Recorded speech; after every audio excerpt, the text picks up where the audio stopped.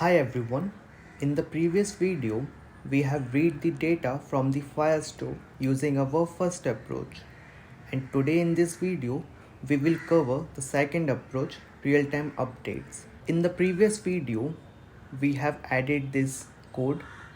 I have commented this get docs code for this video, and we will add the real-time listener. So for real-time updates, Firebase provides a real-time listener. So let's call it on snapshot, and this real-time listener takes two parameters. One is our collection reference, that is call ref, and second is a callback function. Let's name this parameter as query snapshot. Let's print this query snapshot first. Console.log query snapshot. Let's move to our UI. Let's refresh the page. So in the query snapshot object, we have one docs. This is an array and it has multiple documents, as we have 6 documents, and if we check in our Firebase console, we have also 6 documents. Now let's open one of the document. Inside a document we have the ID of the document, and if we check the prototype of this object, we have one data method. This data method will give the data of the document. Now let's move to the code. So previously we have used the for each approach in the query snapshot. Now let's use the second approach. So write query snapshot dot docs. We are accessing that docs that is present inside the query snapshot, and use the map method. Write our first parameter name, result. Let's first console this result. Console.log result.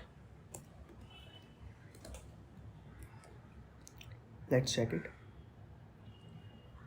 So the line number is 16. This is our result. We have to use the dot data method. We have the exact values of our documents. So the map method returns us an array. So let's take an array, const data, and we will return this result data. Return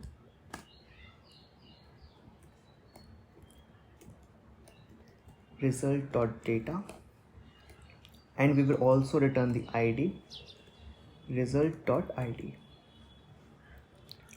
Now we will set this event data and we will pass our data. Now let's check our UI. We are not getting the actual data. Let's check what is the issue. Let's print this data first.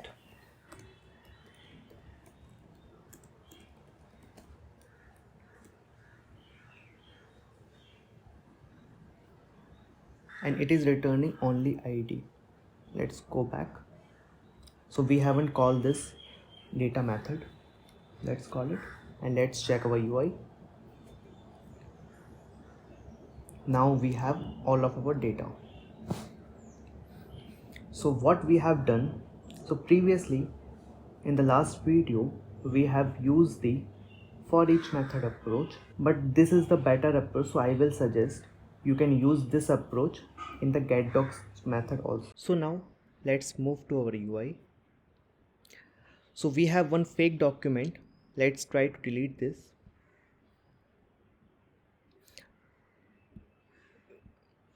After deleting this document, it should reflect on our UI. As you can see, we don't have the fake document. So now we are getting the real-time update. If you have any question, you can write down in the comment section. Thank you for watching this video.